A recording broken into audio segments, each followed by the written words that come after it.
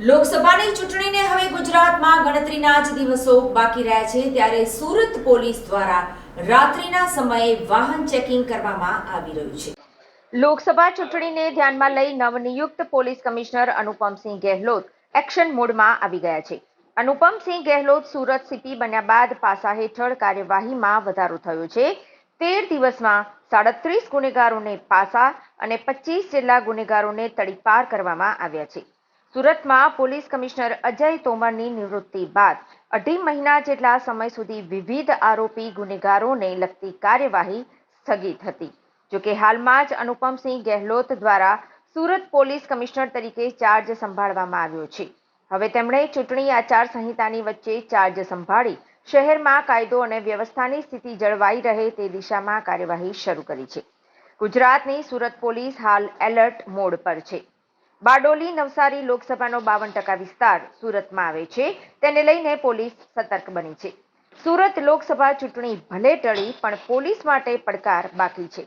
પોલીસે ગત રાત્રિ દરમિયાન 510 શંકાસ્પદ સ્થળનું ચેકિંગ કર્યું, 411 હિસ્ટ્રી શીટર કાર્ડવાળાને ચેક કરાયા, 53 પાસાના હુકમ કરાયા અને 91 તડીપારની દરખાસ્ત કરાઈ છે।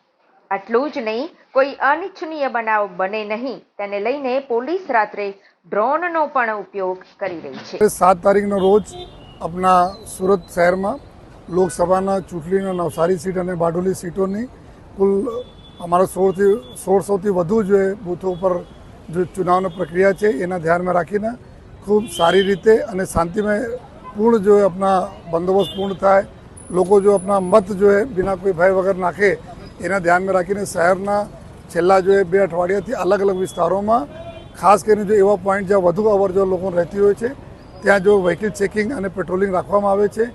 जेना भागरूपे अत्यारे अहींया जो रांदेर विस्तार में जो चेकिंग कामगीरी चालू है, जेमां जेटला भी शहर में पॉइंटो होय छे तमाम प्रकारना टीमों जोड़ाय छे અને અત્યારે અમે લોકો લગભગ જો એ 20,000 જેટલા વાહનોના સ્ક્રીનિંગ કરી છે અને ચેકિંગ કરી છે, જેમાં અલગ અલગ પ્રકારના 250 જેટલા લોકો હથિયાર, ચક્કુ હોય, છરી હોય, તલવારો હોય, ધોકા હોય, આ પ્રકારના પ્રતિબંધિત ચીજો સાથે પકડાયેલા છે, જેના ઉપર કેસો દાખલ કરવામાં આવેલા છે। સાથોસાથ જો હિસ્ટ્રી શીટરો અને તડીપારવાળા અને MCR કાર્ડવાળા ટપોરીઓ આ બધાના ઉપર જો અટકાયતી પગલાઓની બી કામગીરી ચાલુ છે।